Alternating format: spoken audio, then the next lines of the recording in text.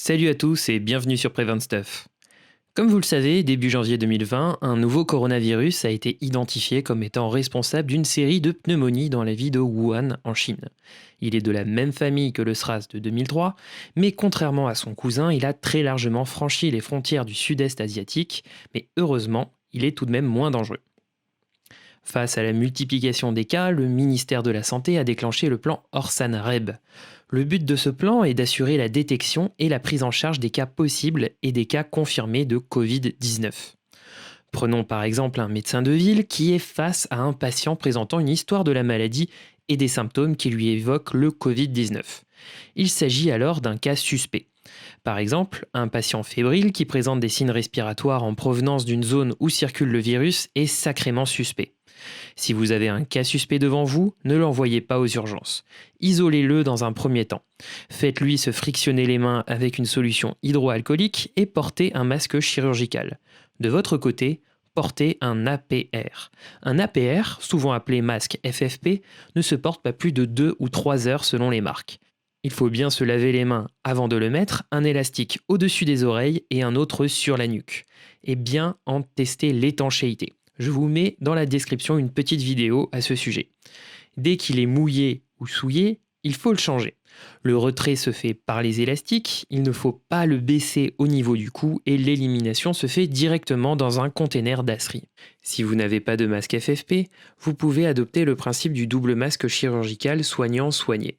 En effet, en l'absence d'actes invasifs, ce principe permet de limiter l'exposition des soignants aux gouttelettes potentiellement infectieuses du patient. Le port de gants à usage unique, quant à lui, est limité au risque de contact avec du sang, des liquides biologiques, une muqueuse ou la peau lésée. Bref, après examen clinique, appelez le SAMU. Un infectiologue référent va alors classer ou non le patient en cas possible. Les cas possibles sont transférés par le SAMU dans un centre hospitalier habilité à prendre en charge des patients Covid-19. Ces établissements possèdent des infrastructures adaptées et appliquent des procédures dédiées à ce type de risque. Il y en a à ce jour 138 partout en France. Les patients y sont testés et le diagnostic sera confirmé ou non. Dans certaines régions, les patients peu symptomatiques peuvent même être invités à se rendre directement dans un centre de dépistage ambulatoire CAREB où les mêmes procédures sont appliquées. La stratégie du plan Orsan-REB dépend de la cinétique de l'épidémie. À l'heure où je réalise cette vidéo, nous sommes en plein dans la phase 2. Tous les cas doivent être adressés, quelle que soit leur gravité, dans les établissements habilités. Si la situation devait s'intensifier, avec circulation active du virus en France, seuls les patients sévères seraient hospitalisés. Les autres seront isolés à domicile pour prise en charge ambulatoire. En effet, selon l'intensité des symptômes, on peut distinguer des formes paucisymptomatiques de formes les plus sévères qui surviennent dans 13 à 17% des cas. Quoi qu'il en soit, quelques règles d'hygiène élémentaires s'imposent. Covid-19 ou pas, ça s'applique aussi en cas d'épidémie de grippe. Lavez-vous fréquemment les mains avec du savon ou une friction de solution hydroalcoolique. Toussez dans votre coude, pas dans vos mains. Utilisez des mouchoirs à usage unique et si vous avez des symptômes, portez un masque chirurgical et éloignez-vous des plus fragiles.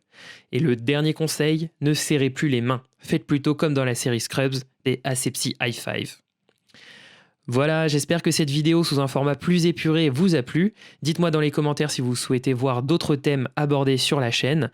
Un immense merci à l'Antep pour son soutien sur cette vidéo. Si vous aimez, lâchez un pouce bleu et abonnez-vous. À bientôt!